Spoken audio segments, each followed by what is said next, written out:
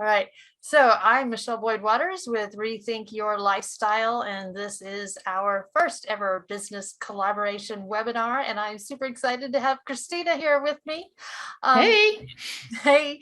And so I'm going to just tell you guys a little bit about myself, and then I'm going to ask Christina to tell us a little bit about herself, because she has saved my life, kind of like maybe metaphorically, maybe not, on a number of occasions over the years. And so she deserves some props. Anyway, I am a teacher. I stepped out of the classroom last semester, December 2021, and decided to kind of continue my business as an online educational publishing company, and then also to help other teachers kind of make that transition either into a side gig or into a full-time business doing whatever it is they decide they would like to do. Because that's the nice thing about running your own business, is you kind of get to decide. You get to call the shots. And so what I'd like to see us be able to do in this space is get together, chat. I know it sounds kind of scripted right now, but I don't want it to be scripted necessarily. I want us to be able to chat about things that matter and just help support one another and grow our businesses together. And so that's what this is about. And I'm thinking that I'm probably going to schedule these probably once a month right now. If we can get some more involvement and people are excited and we come up with lots of different topics, then we can schedule them more often. But I figure a nice slow start is a good thing. As you can see, I'm wanting to talk about customer service strategies, and I know Christina's got lots of experience in customer service, both for her own business and probably for some other people's business too. So I'm sure she will have some valuable information as well. So I'm super excited to get this started. So first of all, Christina, if you could tell us a little bit about yourself. Sure. I'm Christina Lemmy from Multimedia Content Solutions. And Michelle was one of the first people I met online. I came on in about 2007 to learn about work at home opportunities. And starting in 2008, I have worked providing virtual assistant services. And then I kind of morphed into doing a lot of ghostwriting, and I'm morphing again into focusing on podcast services. So yes, that's me in a nutshell. Yes, that is. And what I was thinking when you first got started is, wow, I was one of the first people you met online. And number one, you're still talking to me. And number two, you're still online. So I must not have messed things up too badly. No, not at all. You're a pleasure, Michelle. You too. And as a matter of fact, Christina is the person who helped me edit my very first podcast way back in the day, Product Sellers Talk Radio. Yep. She took care of me and made me sound good. Still making you sound good, Michelle. Yes, you are. I can use all the help I can get. If I could have just taken you to my classes too. No. Anyway, so what I'd like for us to do here, and Christina, if I understand correctly, you actually work or take care of some help desks for one or two or however many customers. Okay. Yeah, so I have one podcast client who is assigning me more tasks outside of just doing his podcast. And one of them is taking care of his help desk. And yeah, it's interesting, some of the tickets that come in. I can imagine. Yeah, but it's kind of a smaller scale than some of the bigger online business people that we've met. Yeah. But yeah, it's different. I've got it down to a science now, and I'm much more comfortable. So it's very easy to go in and send out the answers, lickety split. And the beauty of this help desk is having a bunch of pre-written canned responses. Yes. Because there's really like a handful of questions or comments or complaints or whatever that come in, and we've got all the responses written out already. So with the exception of changing the name and maybe the date when their membership expires, it's really pretty easy to yeah, that automation really enables you to at one point give the personal customer service that's needed, but also not take up so much time every single time. And because Right. you're saving yourself that time, you can do a better job providing the service, and you can focus on adjusting that message for that particular situation. If you don't mind my asking, what help desk system is your client using? I hope I get the name right. Kazoo, Cayzu. Okay, I have not heard of that one. Yeah, I'm using Live Agent, and they've got the same thing. You can have canned responses and some other templates and things that you can set up ahead of time. So like, for example, on my reThink ELA business, one of the common questions is from teachers who, maybe they're teaching ninth grade English this year. And so they get my curated short stories library, and they're all set up and they're paying the monthly fee. And then at the end of the school year, the principal says, oh, you're going to teach fifth grade social studies next year. And they're like, oh, okay, I don't need a library of short stories now.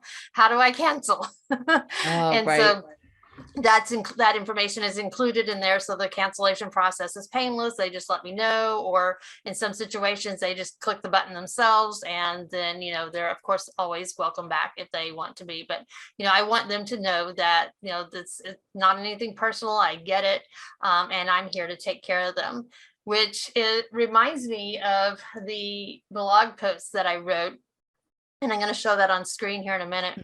But I was thinking about situations like that, and then also about what happened with Facebook. Now, I've told you that whole story about how I got hacked, and then I'm trying to get a hold of somebody at Facebook, and there's like no human beings here. Everything is automated. Right. Everything is this online process, and I don't know how to make it do what it needs to do. I don't know how to tell them I'm a human being and I didn't do this step and I didn't approve these charges, and it's not me.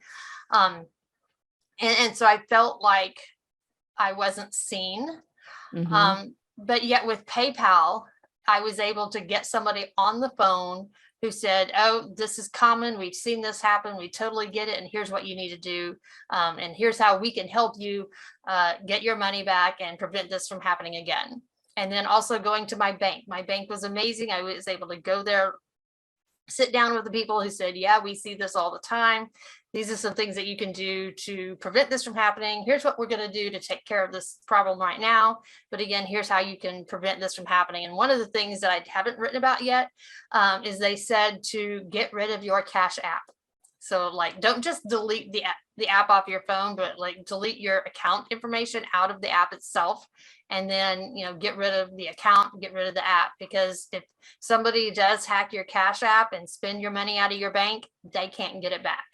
It just, whatever the way it is set up, they can't get it back. They said that Venmo's okay, PayPal's okay, but Cash App is not. So if you have that, then I highly recommend getting rid of it and transitioning people over to Venmo or PayPal.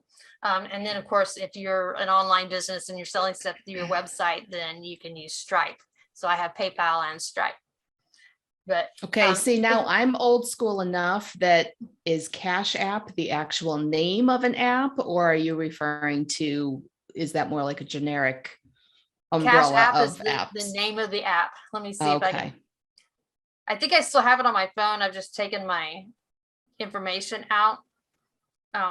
Let's see. Because see, You can I'm see cynical this. enough and old school enough that I just don't trust all this technology, to be quite honest with you. I do online banking through my laptop, but I don't trust the mobile apps. I don't know why. It just seems so easy. I guess I'm always thinking worst case scenario, God forbid I lose my phone, then who's got access to all of these apps, which you may or may not be logged out of, and then all of the, the, what do you call it?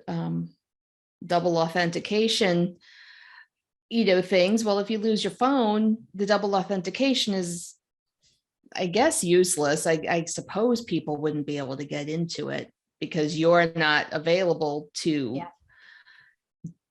approve it. But I don't know. I'm just so leery with all this technology, especially after what you've been through. And I have to say, I had an issue with PayPal probably last summer, maybe about a year or so ago. It was on a side project I was doing with a friend, and I'm not going to get into the details. I'm not happy with their resolution, but I was Mhm. pleasantly surprised with how easy it was to get somebody on the phone.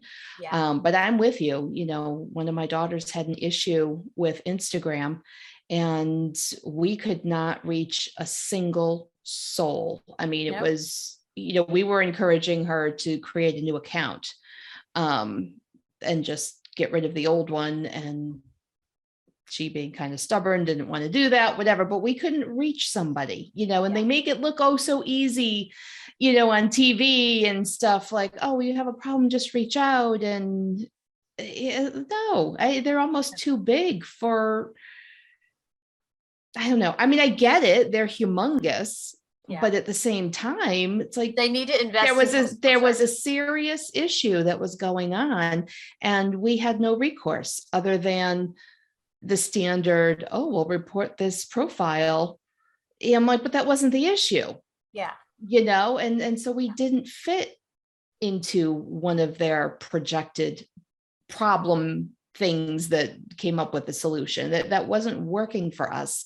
And we felt like we had no recourse. And then I was like, well, somebody online must have a contact at Instagram. I think I even tagged Instagram, and Yeah. no, there was nothing. No, no. There are a lot of people out there that will tell you, oh, if you contact this random name and string of numbers username, they'll take care of it for you. And I'm like, no, this is Yeah, not a real human being. No, right. not going to go down that rabbit hole. It'd be just as bad, if not worse, than going down the Facebook rabbit hole. So Well, exactly. yeah. So there's just nothing. And so my advice is, don't give your money to Facebook. And work on building your business on your own site. And I'll talk about that more here in a little bit. One of Mhm. the things I wanted to show you is this blog post that I wrote. I'd actually written the post like a month ago, and then hadn't done the graphic and hadn't done a couple other things yet. And so I kind of threw those last bits together today to be prepared for this. Oh, Um, perfect. and of course, the English teacher in me is now going, okay, good customer service, when actually the report that I have is excellent customer or exceptional customer service. So maybe, but then good fit here at exceptional did not. So, Right, right. we're positive. Okay. We're starting with good, and then we're aiming for exceptional. And so starting with good is what I read in an article about Seth Godin's revealing the number one truth about customer service, and it was in Inc. magazine. And I read that, and I'm like, this so makes sense. And like the one line in that whole article, or the one sentence, was that, and because businesses are all about people and relationships, if you can make people feel wanted, affirmed, justified, supported, then you've already won. And I'm like, you Mhm. know what? That's exactly what customer service is about. And that's what being a teacher is about too, is partnering with the people that you're serving, partnering with the people that you're taking care of. So, in a classroom context, that means, how can I be a better teacher to you today? What do you need in order to be successful today, or this week, or on this assignment, or what have you? And then in terms of business, it's, how can I help you do what you need to do? How can my business help you achieve that goal? What do you need in order to, sometimes just feel seen? Okay, yeah, something bad happened. For example, several years ago, I was hosting a website for an online seller who, she was selling physical products, and she was making thousands of dollars every month. And her username was the same as that of another account that actually didn't get set up on my server, but was in my billing system. And to make a long story short, my server ate her website. Like Oh poof, no. it was gone. Yes, like literally gone. And Oh my this goodness. is a site, where she's got thousands of customers, tens of thousands of customers every month, making thousands of dollars, and her website is gone. And so I, immediately contacted her, let her know what had happened and that we are working on fixing it. And then I got in touch with my upstream providers and said, we got to fix this. And so, they scrambled to get our backups and get everything in place. And then I brainstormed with her to figure out, okay, so most of her sales information was stored offsite in her, billing system. So we were good there. Or customer management system, whatever it was. And we just kind of need to get some of it back onto the website and, what's the most updated information for the website. And we just got it all put back together. It only took a few hours. And then I gave her like 3 or 4 months of free web hosting, for her trouble and for still being there. And so she ended up staying with me until I think it was like a few years after that when she ended up outgrowing my service because my market was pretty niche. And so she got larger than that. And so I helped her move to a larger, well, she asked me, who could I go to that offers, these things that I need that you aren't offering. And so I did some research and found some places to recommend and then helped her move. And she continued with her business, which I think she ended up selling at one point in time. But I was there and I took care of her and I made her feel wanted, affirmed, justified, supported. And that's what you have to do. And that's what Facebook didn't do. But PayPal and my bank did. As a matter of fact, I kept telling PayPal, so you guys need to like offer some customer service lessons to Facebook. I mean, you could charge them like tons of money to say, hey, this is how you take care of people. For real. But, and it kind of made. Oh, go ahead. Sorry, no, I was going to say too that, customer service is not just for like when there's a problem. Customer service is for the random question, that somebody has that they can't find the answer to, even if it's on your FAQ page, if somebody misses it, customer service is just making sure that they know where it is, they know what the answer is. And it doesn't have to just be a problem, because I get that too on my clients' help desk. Sometimes it's blatantly obvious, but they just need a little bit of hand holding or whatever.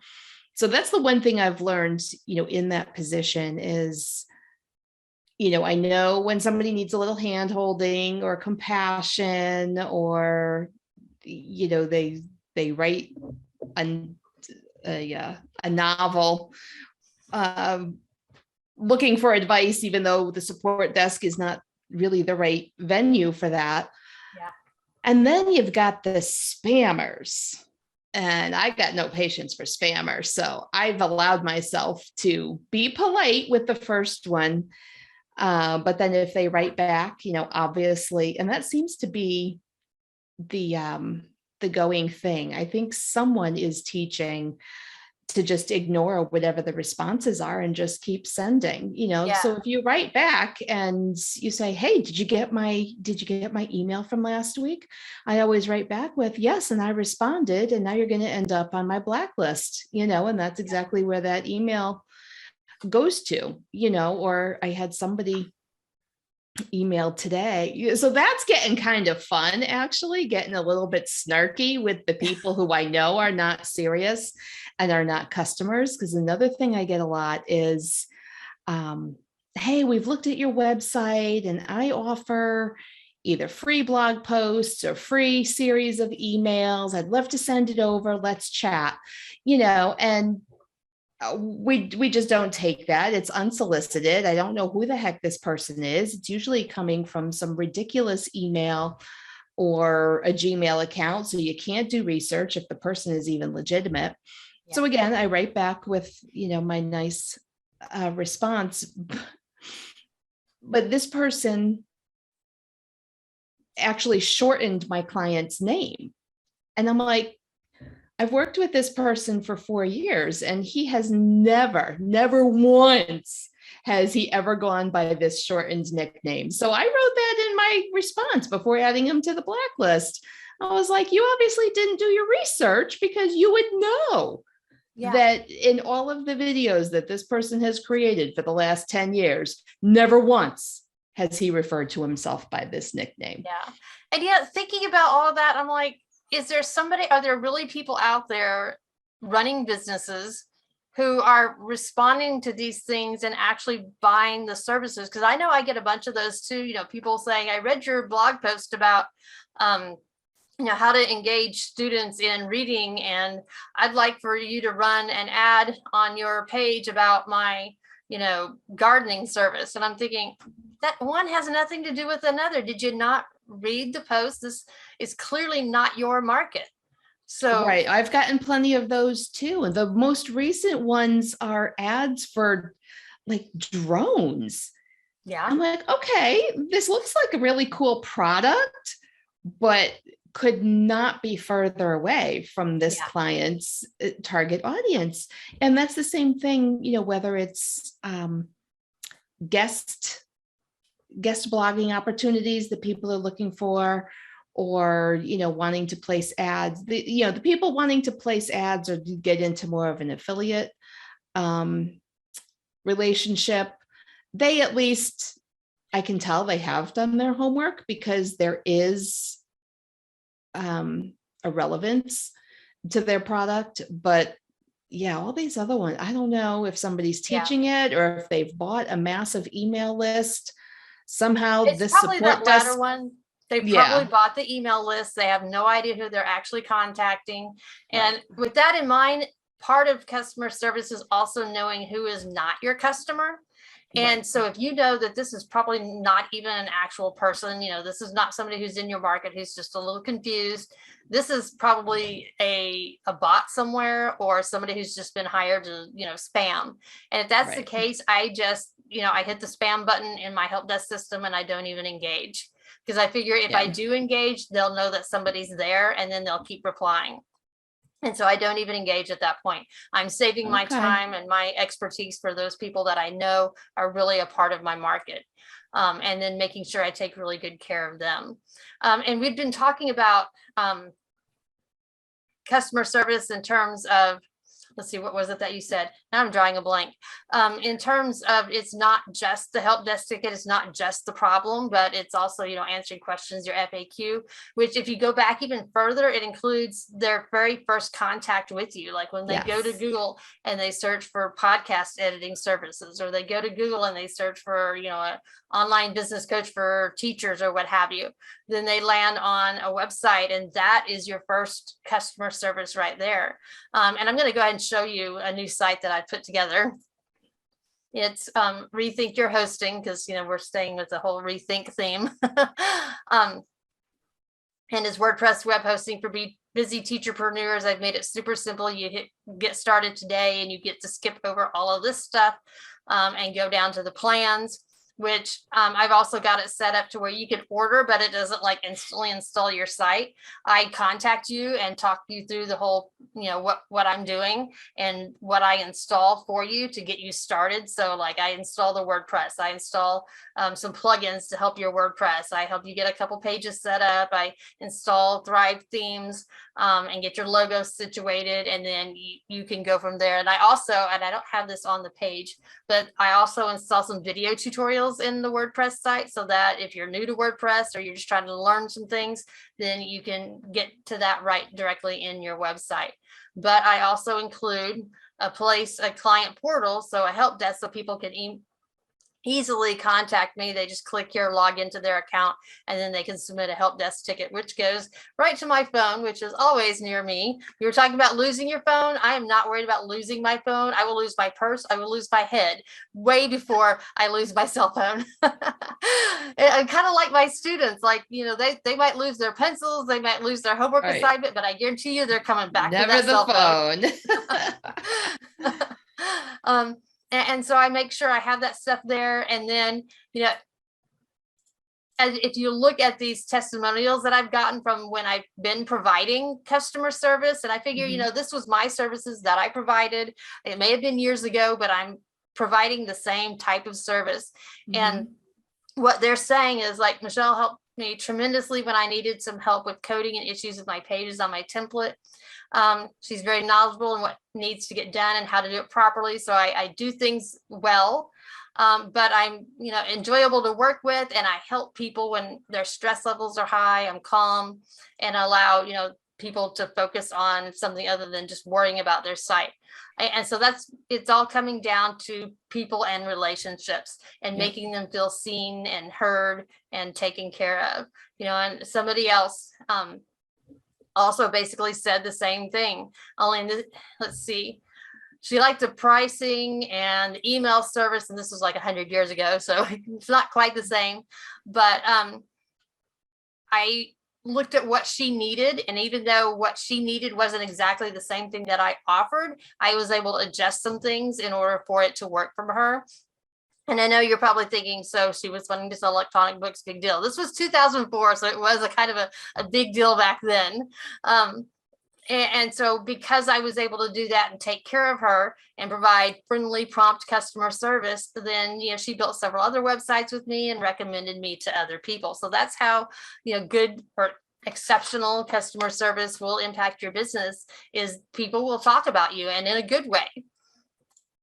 And then let's see, been very happy, always very helpful, friendly, quick to respond.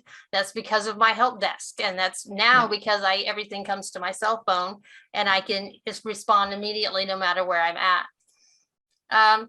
Here's one that I like in particular. She said, I joined Michelle's company after failing to get support from my previous website server. I had a lot of people do that. She says the customer service has been terrific and the website easy to work with. And when I have questions, the help desk is very responsive. And there was somebody else.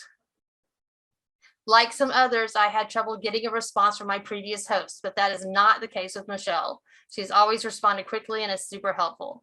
So if you can do that, even if what you're actually offering is not much different from maybe your nearest competitor, maybe you're offering the same things, but if you take care of your people and the other person doesn't, you're going to be head and shoulders more successful than them. And you're probably going to end up with some of their customers who are, recovering customers of that place, because you do provide the service that they need. Well, and I think the other thing to remember too is that you and I, we're human. So even if we don't have the answer, we don't know the answer, we are resourceful problem solvers with a large network who can find out the answers, and so sometimes that makes a difference too. And, I know there's, a lot of people in service industries that are like, oh, we got to fake it till you make it, and even if I don't know what the client's talking about, I'll be like, oh, heck yeah, I can do that, and go on about and doing it. And I come at it from kind of a different standpoint of, yes, I'm always happy to learn, and I'm happy to learn on my own time, but I'm always going to be upfront with a new client, because, if I'm just afraid, like if I try to fake it too much, it won't be what they're looking for. I'll do it completely different from what they're looking for. And then that to me feels like, oh, I've been caught in a lie, and that can really, like you said, that's where you tell them, I haven't done this before. I'm willing to learn something. And that's what you've done with me. Oh, I haven't used this service before that you're using, but I'm willing to learn on my own time. And then we work together and we figure it out and we make it happen. And then you've got a new skill that you can use in other parts of your business. And I've got my stuff taken care of. So I'm happy, you're happy, we're all happy. And speaking of being happy, we have like 7 minutes left. So I'm going to go ahead and show our replay viewers where they can find that report that I keep referring to. If you go to my courses and toolkits and special reports section and you scroll down, I've got this report right down here. You click to sign up. And then it tells you what will be in the report, including, why exceptional customer service relationships are so important, which I think we've covered in this conversation, what great customer service actually looks like. And we've given you some examples, and there's some more in the report.